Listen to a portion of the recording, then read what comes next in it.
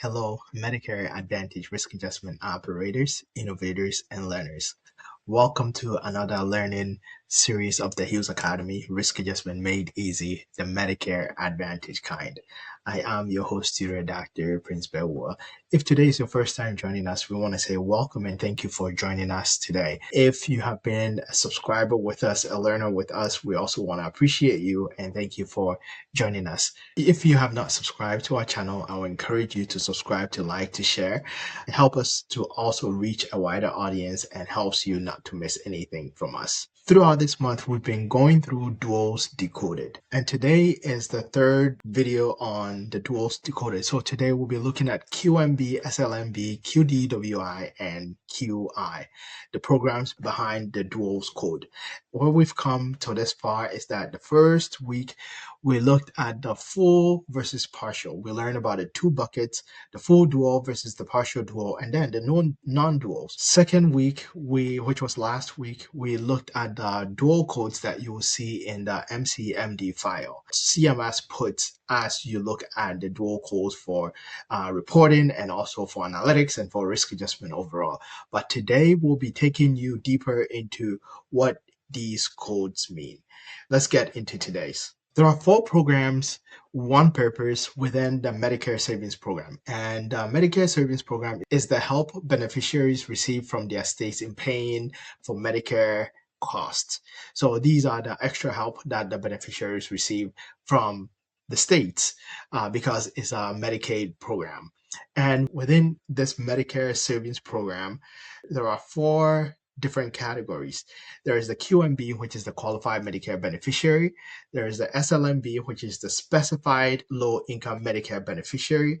There is the QDWI, which is the Qualified Disabled and Working Individual.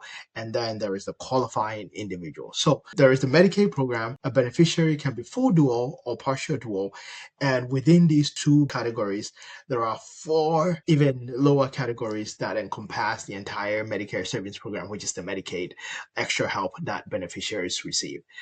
Don't be confused. So we'll be going through it today. And these map to the 9 codes that we looked at last week. Starting with the QMB, which is the Qualified Medicare Beneficiary. Generally, the income for qualification into this, the income level is generally at or below 100% federal poverty level. And it is the broadest of all the 4 programs. And its population is the largest among the Medicare-Medicaid duals. Someone within the QMB program can either be a partial or a full. If the member is a partial, then they are only receiving the Part A and B premiums and cost sharing, but no full Medicaid benefits, as we learned in the session number 1.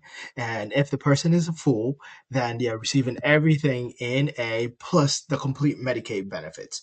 So you can be in either one of these programs without qualification, and you can either be partial or full.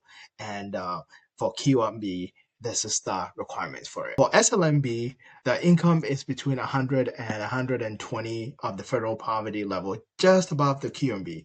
And it is narrower than the QMB, and the Part B premium is the primary focus. So for partial, which is code number 3, Medicaid pays for the Part B premium only, and no cost sharing help and no full Medicaid. But if the person is full, then it's Part B premium plus the complete full Medicaid. It can be confusing. So knowing that the QMB can be partial or full, the SLMB can also be partial or full. And if you're partial, you're receiving just some help. If you're full, you're receiving the help plus the full Medicaid that you are receiving from your states. The QDWI, the Qualified Disabled and Working Individual program, is for people with disabilities who return to work. The income is up to 200% federal poverty level, which is a higher ceiling because they are working, and that's the smallest of all the 4.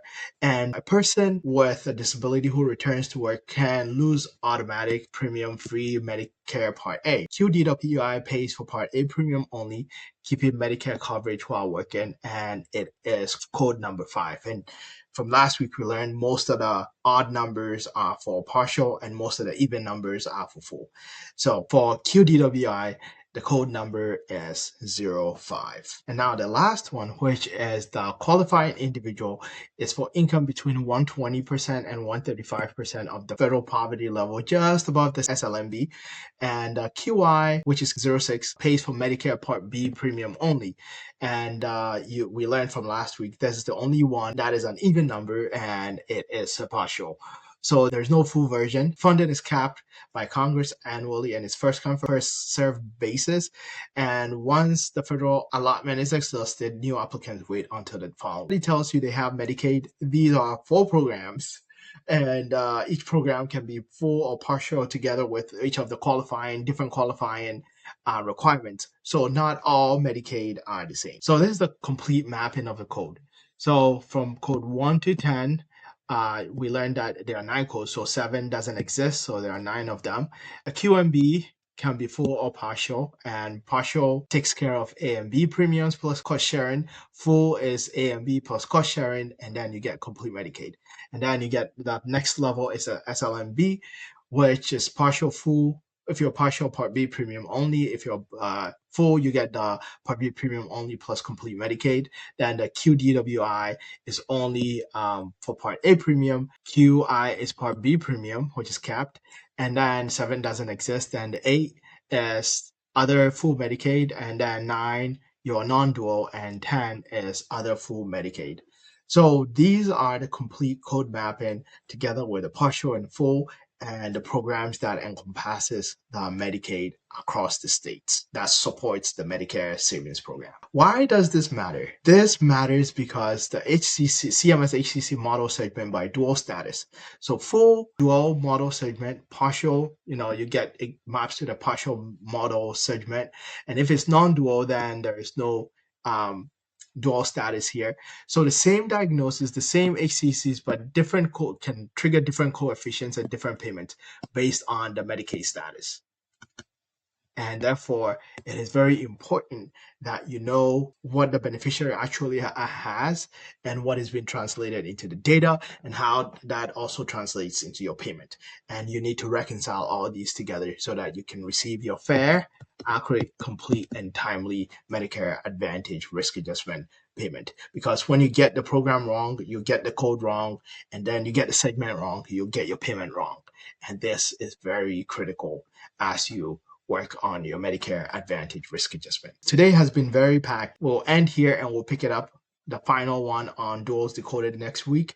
If you've been with us and this has been helpful to you, or you know someone who can benefit from this, you want to pass this over and share with them. If this has been helpful to you, like, subscribe, share. If you're not on our email list already, you go to our website, www.thehealsacademy.com, and you go to the Risk Adjustment Made Easy page. You can be a member and you get our free signature gift from Chaos to Clarity, the essential comparison cheat sheet on Medicare Advantage risk adjustment data sources. You get your copy for free. Otherwise, I'll catch you next week as we finish up. If you have any questions, don't hesitate to reach out. Bye for now.